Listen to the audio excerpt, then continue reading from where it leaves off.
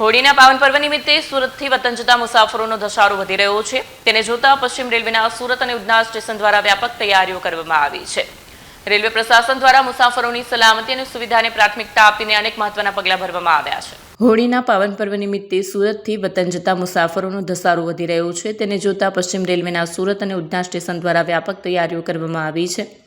Railway અધિકારીના જણાવ્યા અનુસાર અગાઉ દિવાળી અને છઠ પૂજા દરમિયાન પણ રેલવે દ્વારા લાખો મુસાફરોને સફળતાપૂર્વક તેમના ગંતવ્ય સ્થાન સુધી પહોંચાડવામાં આવ્યા હતા. આ વખતે હોળીના તહેવારમાં પણ તેવી જ વ્યવસ્થાઓ કરવામાં આવી છે. ઉધના સ્ટેશનના પ્લેટફોર્મ નંબર 6 ને હાઈ લેવલ પ્લેટફોર્મમાં રૂપાંતરિત કરવામાં આવ્યું છે. નવા શેડ, પૂરતી લાઇટો અને પંખાની વ્યવસ્થા કરવામાં આવી છે. ગરમીને ધ્યાનમાં રાખીને પ્લેટફોર્મ પર ઠંડા પીવાના પાણી માટે વોટર કુલર્સ મૂકવામાં આવ્યા છે. મુસાફરો આરામ કરી શકે તેવા પ્લેટફોર્મ પર નવા કાયમી અને કામચલાઉ શૌચાલયોની વ્યવસ્થા કરવામાં આવી છે. ભીડને નિયંત્રિત કરવા અને મુસાફરોને કોઈ તકલીફ ન પડે તે માટે વિવિધ એજન્સીઓ વચ્ચે સંકલન સાધવામાં આવ્યું છે. આરપીએફ, જીઆરપી અને સિટી પોલીસના જવાનો ખડે પગે રહેશે. ટિકિટ ચેકિંગ અને અન્ય સુવિધાઓ માટે વધારાના કોમર્શિયલ સ્ટાફની નિમણૂક કરવામાં આવી છે.